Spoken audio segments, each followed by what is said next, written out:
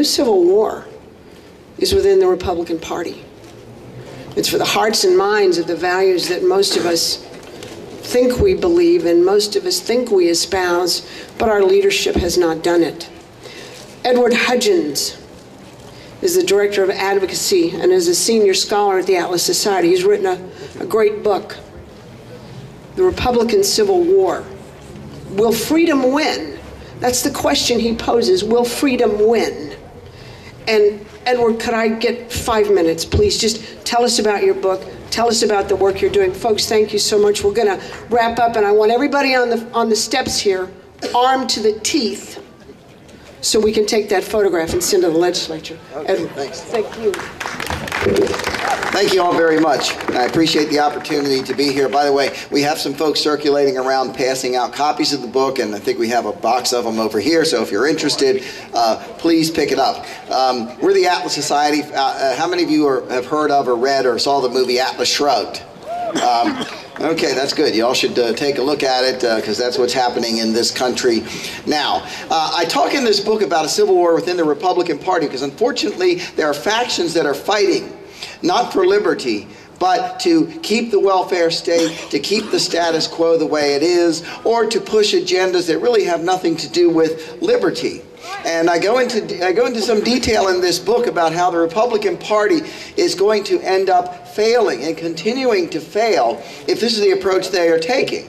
But I want to put this, and including this rally, in a larger context. There's another civil war going on within this country. It's a civil war between the makers and the takers. It's a civil war between the expropriators and the producers, people who want to live by their own methods, by their own hard work, trading voluntarily with their fellow citizens, and those who want to succeed, and I put that in quotation marks, by using government to redistribute and to steal and take the wealth of others. Those are the takers.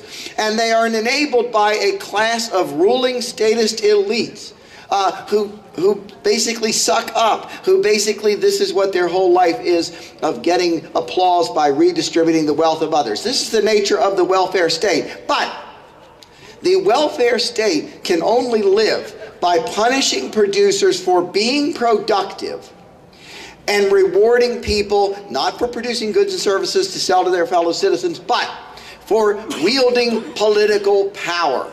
And of course, the more political power becomes the coin of the realm, the more taxes go up, the more regulations go up to punish one group at the expense of another, or crony capitalism to reward one group at the expense of the other, the less wealth there is, meaning the fiercer the battle becomes, the more political power becomes the coin of the realm rather than productive efforts. And this is what the welfare state is heading towards, a total war, a total civil war among citizens. And you see this happening already, as some people have pointed out, in Europe, between the makers and the takers. And you see this not only in the economic area, you see when I talk about total control. You see, for example, the government now using the IRS against enemies. You see the government going after the First Amendment. I was aghast that the administration suggested that the Federal Communications Commission go into newsrooms, not that they're leftist enough as it is, by the way, and to audit, to see how the reporters were putting together their stories. And the fact that every journalist in America didn't say, you show up at your door, we're going to throw your ass down the steps. We're going to kick your ass to the curb. That's what they should have been saying, and instead a lot of them were passive. It is a total grab for power. That's why they want guns. Why is it, by the way, that the Department of Homeland Security needs millions of rounds of ammunition? It's not like they're going overseas to fight Al-Qaeda, is it? Right? This is the nature of the system. This system produces a civil war between American citizens. What I'm arguing today is that we have to take the moral high ground. We have to stop apologizing for our own lives. What we should go to our legislators and remember, we hire these people it's like we hire security guards, right, to protect our life, liberty, and property. And then we find that they're pulling stick-ups in the hall. And then we find that they want to disarm us. And then we find that rather than being our security guards, they've created a prison, and they're the guards of the prison. That's what's happening in this country. We have to take the moral high ground. We have to say our lives are our own. They don't belong to politicians to micromanage. We have to say that we are adults, not children. We don't want to be infantilized. We want to run our own lives.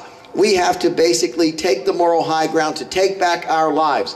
What my book does is it suggests ways that we can take the moral high ground within the Republican Party, within the Tea Party movement, within the Second Amendment movement, within state legislatures, and at the national level. I hope you'll all check this out. I hope you'll all take the moral high ground and say it's our lives. The government is here to protect us. The government is out of hand. The system will collapse if we don't win. I thank you very much, and I hope you'll take a look at the book.